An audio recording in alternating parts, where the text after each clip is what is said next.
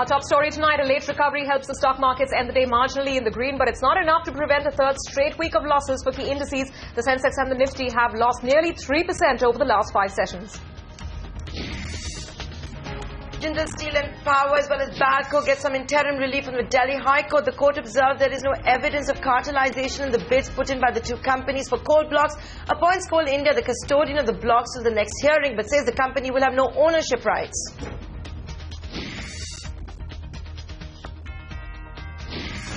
World Bank, multilateral agencies like them, like ADB, even private financing arm like IFC, and others are more than willing to give us.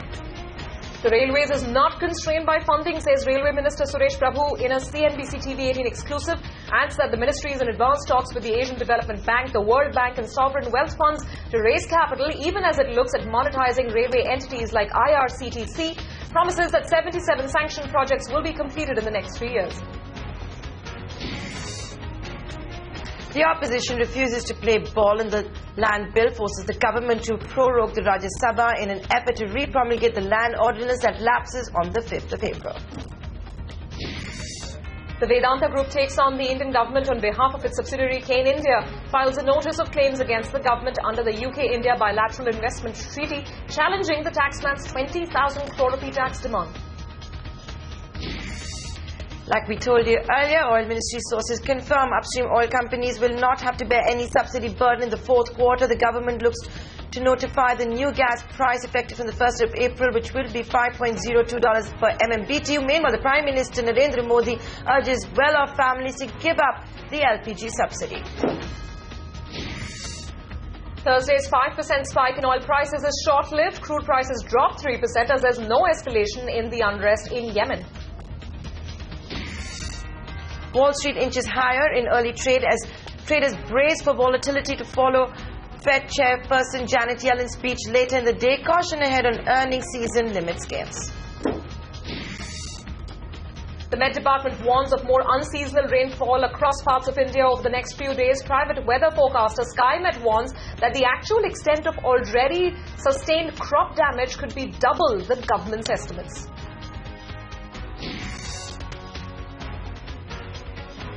Capital market has been already recently also has been weak. There was a time that ultimate Panega for everything was we'll invest in a company, grow the company and go to the capital market and exit, do an IPO. I think that's not true anymore. The ongoing volatility in the stock markets has private equity funds on the edge. Multiples PE say it may stay away from the capital markets from 6 to 12 months. And American carmaker Ford takes the government's Make in India campaign seriously, commissions a second plant in the country as it looks to play the volumes game to boost growth. Farmers in India's heartland fall in a debt trap as low crop yields and ineffective government schemes rob them of earning power. A ground report from the suicide capital of Maharashtra.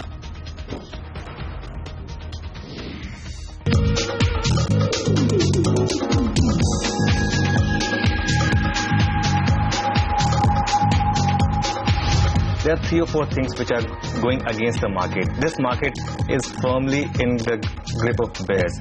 This market showed signs that it wanted to break down on the day of RBI rate cut. Market itself has opened about almost 1% higher, 226 higher for the Sensex, 62 higher for the Nifty. But remember what Anuj is telling us, that technically the close yesterday was 8390. Yes, market could be wobbly, but I think the issue here is that you need to reallocate your portfolios more than one thing. That's one.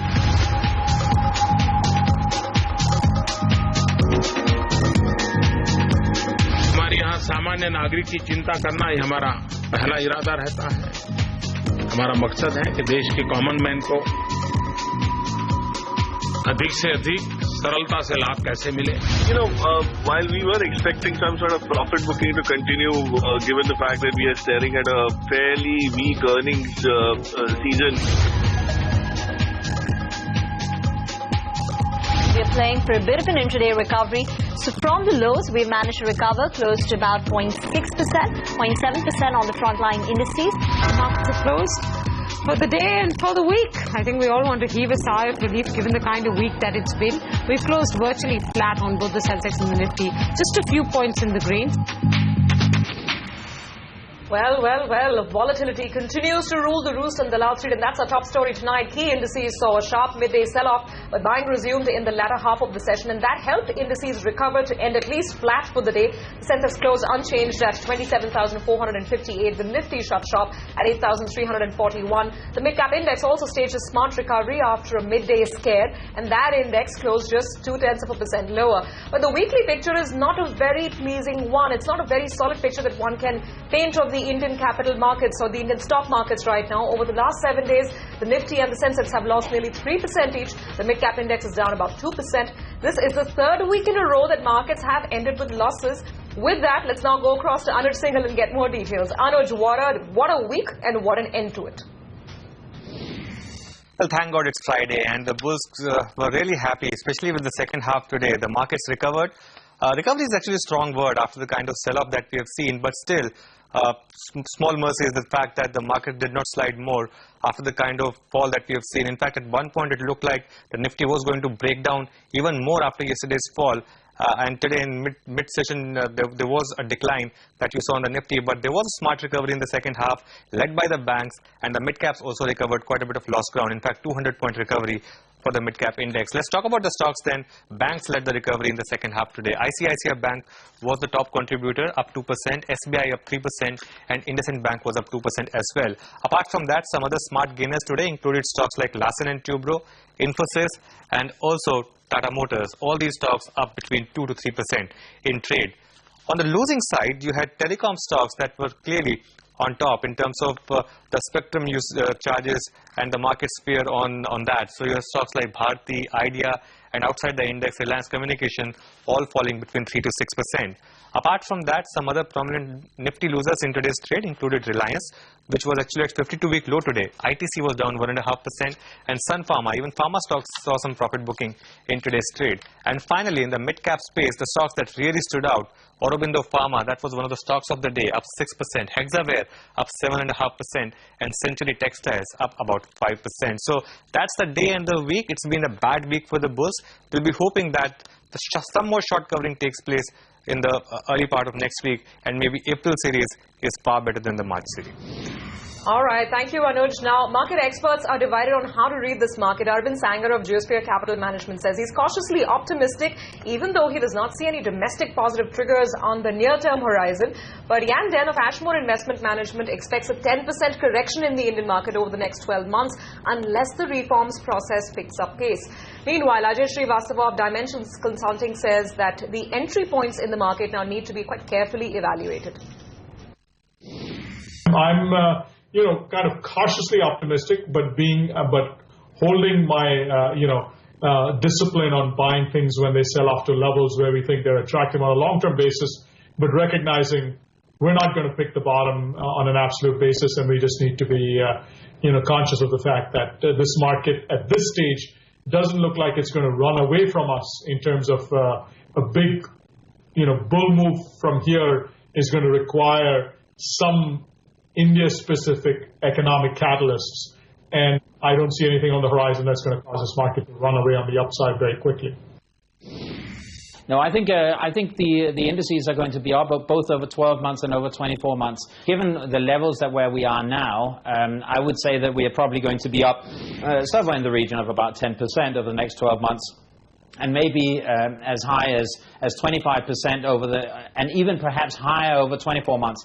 And that is basically predicated on the view that I actually think that the government will get a GST through.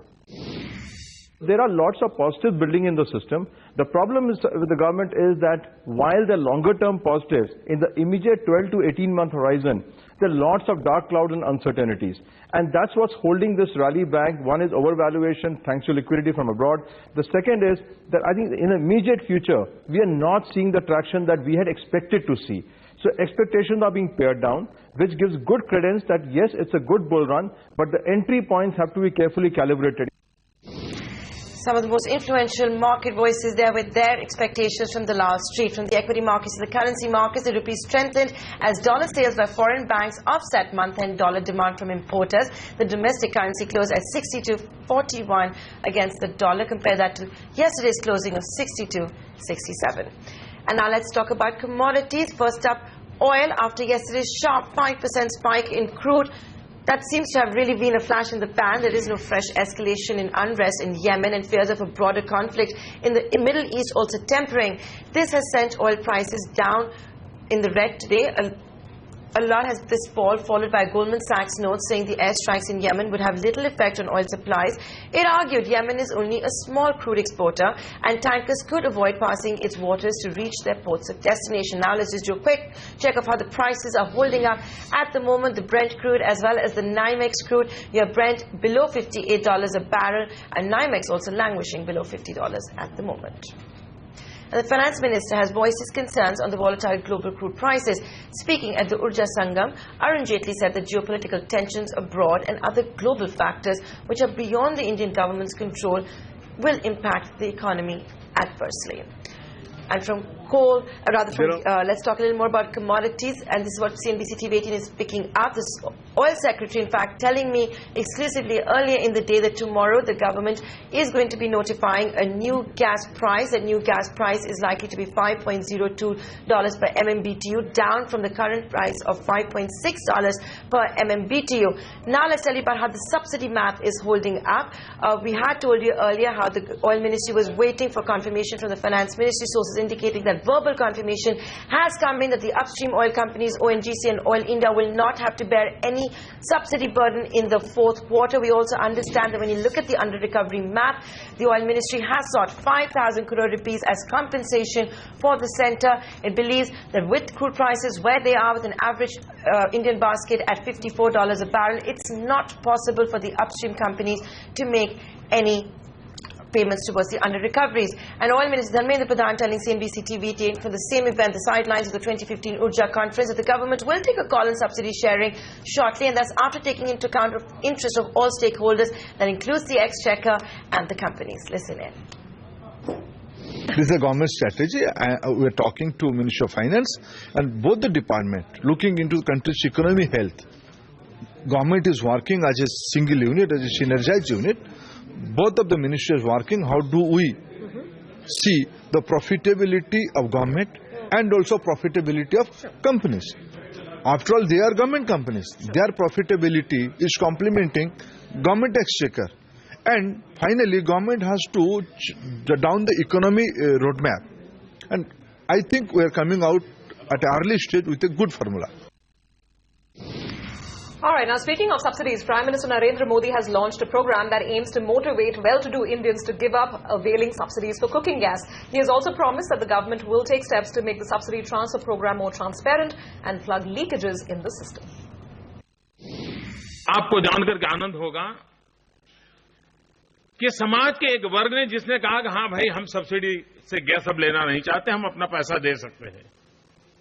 करीब 2,80,000 से ज्यादा लोगों ने इसका लाभ दिया, एक प्रकार से देश को लाभ दिया है। उससे कम से कम 100 करोड़ रुपए की बचत होगी। हमने एक ये भी काम किया, डीजल को डीरेगुलेट किया, और डीजल को डीरेगुलेट करने के कारण रिफॉर्म के लिए एक महत्वपूर्ण माना जाता है। इंटरनेशनल दाम कम हुए थे तो थोड़ी सुविधा भी रही, लेकिन मार्केट को तय करने दो, क्योंकि ग्लोबल मार्केट के दबाव में है। और मैंने देखा है कि देश ने सहजता से इसको स्वीकार कर लिया है। The Prime Minister's appeal over there that the well-off should give up the LPG subsidy. Now let's shift focus to the coal auction. The Delhi High Court has granted interim relief to Jindal Steel and Power as well as Balco, which have challenged the government's decision to cancel their bids for coal blocks. It has moved to ensure that no third-party rights are created over the blocks in question. However, in a balancing act, the High Court has appointed Coal India as a guardian of the blocks, so the case is heard once again. Ashmit Kumar now joining us with those details. Ashmit, you were there in the High Court today. It was the government's turn to make its key arguments. Take us to that.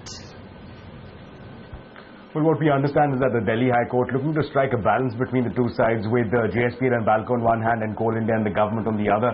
The Delhi High Court coming out with a via media solution of sorts. The Delhi High Court has provided that beginning 1st of April, Coal India will take charge of the blocks in question. The blocks in question being Garipalma 4x1, 4x2 and 4x3. And over here, Coal India has been appointed as a designated guardian of the blocks, which effectively means that they will be producing coal, but they will be making use of plant and machinery of the prior allottees, in this case JSPL and Balco.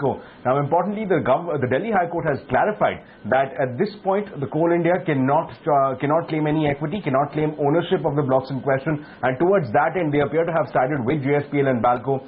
Just to remind our viewers, both these companies had in fact been arguing by way of their petitions that no third-party right should be created with respect to the blocks in question, which in simpler words was just an appeal to not allot these blocks in question to Coal India. But that's of course one side of the equation. On the other side, Delhi High Court has in fact, in providing for Coal India as a designated guardian, has in fact also bent a bit towards the government. The government had been seeking continuity in production as far as the blocks were concerned, and towards that end has in fact sided with the government's contention that Coal India should be granted authority to mine for the blocks in question, at least for the interim arrangement. And that is the key here. This is an interim arrangement which will extend only till April 13. That's when the next date of hearing is slated. Of course, it's also important to point out some of the other observations of the Delhi High Court. It observed that prima facie it felt that there was no element of cartelization, that the successful bids made by JSPL and Balco were in fact motivated by legitimate business interests and do appear to be fair. So towards that end, giving observations that favor the company so far, but of course we expect more clarity and perhaps even some fireworks when this matter is taken up for further hearing on 13th of April. Back to you. 13th of April, we can expect more fireworks in the Delhi High Court. Thanks a lot, Ashwin, for joining us with those details. It's coming out after markets had shut, so clearly Jindal Steel as well as Balco will be in focus on Monday. There's some more corporate news. Anil Agarwal promoted Vedanta Resources have filed a notice of claim against the government of India under the UK-India bilateral investment treaty. This move comes after its subsidiary Kane India was served with a $3.29 billion tax demand by the Indian authorities. CNBC TV 18's Sajid Mangat now joining us with those details. Sajid, we saw a few days back Kane Energy, the former promoter of Kane India, also served such a notice to the government, seek a compensation for what it has suffered with that retrospective tax notice. And the Modi government saying this is the UPA government's legacy.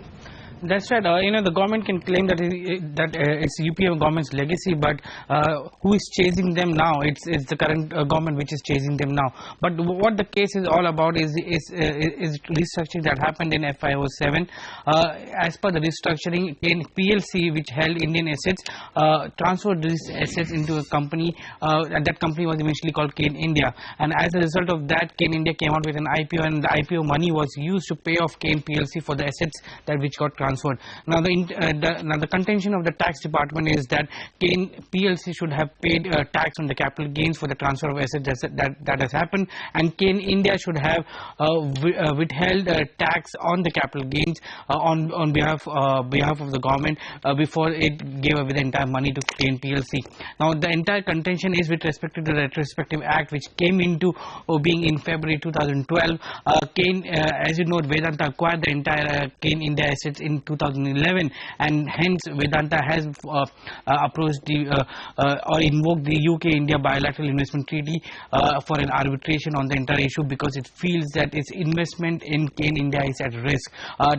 There's a tax demand of nearly 20,500 crores, of which nearly 10,250 crores odd is the interest which the tax department is claiming from Kane India, and that's why they are approaching the UK BIT for a resolution to an arbitration process. Now my sources in Vedanta Resources also indicate that Kane India separately would be following its own legal recourse to the entire tax demand, which could include filing of case in the Bombay High Court or any court in India, and that could follow in the next couple of weeks or so. But as we say, as we talk today, Kane PLC has already got a parallel tax demand notice, and now it's Kane India's Kane India in focus, with Vedanta now stepping in to ensure that its investment in Kane India is protected. And so it's going to be really interesting to see who's going to represent all of these companies. In the past, we have seen Harish Salve represent Kane Energy, Kane India, as well as Vedanta. And like you said, your source pointing out that all these companies will be following separate legal recourse. Thanks a lot for joining us with all of those details. Surbhi, there's also plenty of action when we talk about the land ordinance. Absolutely, there's plenty of action on to it. So let's get down to giving you all the details. Well, the land acquisition bill, the government fought hard to get the land bill passed in the first half of the budget session, but lack of numbers in the Rajya Sabha proved to be quite a hindrance. The opposition refused to play ball, and now the government has decided to prorogue the Rajya Sabha and re-promulgate the land ordinance, which lapses on the 5th of April. The re-promulgated ordinance will have all the 9 amendments proposed by the government in the Lok Sabha. Here is the Parliamentary Affairs Minister announcing the decision of the CCPA. Decided to recommend for the prorogation of the Rajya Sabha with immediate effect. Funding is not a constraint for the railways. That's the word coming in from Railways Minister Suresh Prabhu in an exclusive conversation with CNBC TV 18's Shireen Bhan. Prabhu says the government is in talks with the World Bank, the Asian Development Bank and other financial institutions to raise capital. Here's a slice of that conversation. We kept postponing these investment decisions for too long a period. Now, if you look at it, many of us delays in the railways, the punctuality which has suffered, the accidents which happen, the time it takes, the speed has gone down. You know, the goods train has no timetable. The amount of money that we lose is all because of scale of operations, because we are not invested adequately into this. So investment is needed. Then the question that obviously follows is, where do you get the money from? So traditionally, the railways have been relying on Ministry of Finance to give gross budgetary support. You must understand that Ministry of Finance is also under the serious stress. They are given almost more than half of the money to the states now. So therefore, the centre's ability to put in money into some interesting project is also a little bit under stress. In such situation, I must ask from Finance Ministry, but must realize their limitation. Again, the Ministry of Finance is also borrowing in the market. So what we thought was, we'll rely on Ministry of Finance support for sure, but will not restrict our investment only based on the amount of money that we get from there. So we go beyond it. Now, having done that, then we have to find our money outside. World Bank, multilateral agencies like them, like ADB, even private financing arm like IFC, and others are more than willing to give us. But how much are they willing to commit, or have they committed? No, they will give, I don't know, we are actually very advanced stage of negotiation, but we'll definitely be able to reach that amount. I will tell you, even if you take 50,000, 60,000 crores a year, which Ministry of Finance will keep giving us, that gives us 3 lakh of crores. 1,50,000 crores already come from the LIC. 1,50,000 crore, about that we are kept it for station development, which is in fact completely private sector oriented. So we don't have to take into consideration about that. In tax-free bonds, which Finance Minister has talked about in the railway budget, in his budget, so that is again available to us. Then he has talked about. Are you going to exercise that mean just yet, or do you believe that you don't need to? Absolutely, no. I'm just telling you about the amount of money that we need and how we are going to raise it. Then, of course, the infrastructure investment fund that Finance Minister talked about to create 20,000 crores our own money contribution, leverage 10 times by overseas funds like BlackRock and others. So that gives us 2 lakh crores. Maybe half of that we can draw from it. So you can imagine the money is available. What is important is why this is necessary. One, I told you that we could have deferred this decision. Once we make this investment, the scale of operation will go up. We have talked about in the next 5 years, 1 billion tons of cargo to be taken to 1.5 billion tons of cargo. Of course, that depends largely upon the dedicated freight corridor coming in. We have already told them strict deadlines, 3 years period, they must complete it. And actually, we are also trying to work out if there are some early completion of contracts, we could think about some incentivizing them. And I said dedicated freight corridor means first dedicate yourself to the freight corridor. So that's what I told my people there. Let me then talk to you in terms of your ability to be able to execute on the ground, because that is a big question mark at this point in time. Very good question. You sanctioned 77 projects. The aim is 9,400 kilometers of doubling, tripling, quadrupling of lines, as well as electrification. This is the promise that you've made. Are you going to be able to achieve these targets? I think so. Let me tell you how I'm doing it. So let us wait for the result. But I'll tell you what we are doing is, all of them may not be completed in 1 year, but all these projects, because they have a life, maybe 2 years, some will take 3 years, some may happen in 6 months. Like for example, looping, etc., might happen a little sooner. But we'll definitely try to complete it in the 3 years period, all of these projects. But next year we'll start more. But these projects, how are we going to implement it is therefore this overall implementation. We are asking the public sector undertakings like IRCON, like Konkan Railway and others to also implement project with us. Each of the zonal railway, they are going to implement it. For them to implement it in a faster way, We already delegated powers to them. Now we are also thinking of delegating powers of estimates to them. Let me also ask you about what you'd articulated in terms of being able to partner with the likes of SAIL and Coal India as far as freight infrastructure is concerned. Where do things currently stand on that? And that is going to be a key piece as far as you're being able to go from 1 billion to 1.5 billion tons. Very good. Two strategies on that. One is with our customers, we are trying to make partnership. So Coal India, for example, will make partnership and hopefully we'll sign it on the 1st of April. Not an April Fool Day, a real one. So I think not a good day to sign anyway. But we are going to sign it on the 1st of April. What will this entail, this partnership? Coal Ministry will give us the money. Okay. Already NTPC is giving us some money. We'll use that money to put up a line. So they get the ability to evacuate. We get the money because we'll transport from the same network. So their money will help us to increase our revenue without putting our capital expenditure. Okay. Let me ask you about some of the other promises that you made. The station redevelopment plan that you'd actually articulated in your budget. When do we see you move forward on that? Because that is something that the private sector is watching out for very carefully. Which one? The station redevelopment plan, where you said that you would like to invite the private sector to redevelop. This one will be in the next, I think, next few months. Cabinet approves very soon, then we'll actually put it out. The idea is like this, that if you want to develop a particular station, the local authorities, and we can again use the same SP with the states, see, that's a great advantage. If, say, Maharashtra, Mumbai, we want to develop a station, Maharashtra government is a partner, the local Mumbai Municipal Corporation also has a small stake in it. They will allow the permissions to come very fast because they have a stake in that. Yeah. So we can even use that one. Secondly, in any case, what we are doing is all of this will be available in a public domain. One of the interesting out-of-the-box ideas that you've been talking about is land monetization, where you're not talking about selling the land, but you're actually talking about being able to do other things with it in order for you to extract value. Where do things stand, and what are the ideas that you're looking at building on as far as the land piece is concerned for the railway? There are many ways you can look at it. One is that, why should not sell the land first? First of all, I think land is something which you'll never get back. It's easy to sell, easy to make money, but you can do it only once. You cannot keep selling because one land can be sold only once unless you are trying to trick somebody. So now the land is something which railway will require for years to come. Sure. And then we'll not get it back. Or even if you want to buy it back, you may have to pay a fortune. Right. So why should we sell the land? Also the other monetization idea, essentially in terms of our corporate entities. They are extremely precious entities. You preempted my question because that's exactly what I was going to ask you. You were comparing e-commerce companies that are sort of drawing eye-catching valuations at this point in time with the kind of valuations, for instance, that IRCTC should get. Is it really true? See, just look at it like this. Ultimately, one model that we have talked about is that you sell everything that we have and we just hands off business. Railways cannot do that. Railways will have to remain as a very strong entity, a government-owning company, a government-owning entity. But railways have companies under it. There are companies which have done a lot of business and their valuation will keep rising because suppose now we execute these projects, say 8 lakh crores.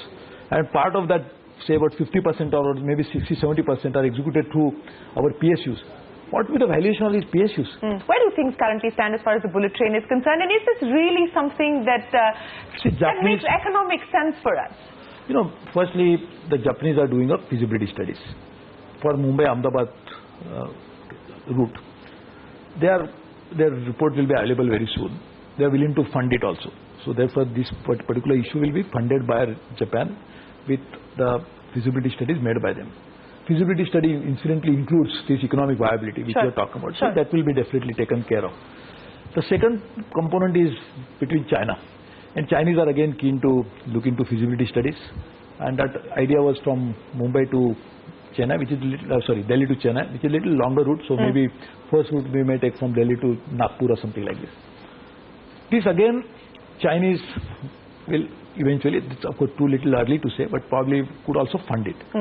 So the foreign funding essentially will involve, they will look at the feasibility, they will also study the market and they will decide on it. Right, so that's the Railway Minister providing the roadmap for a turnaround. With that, we're going to wrap up this edition of India Business Hour. Have a great weekend. Thanks for watching.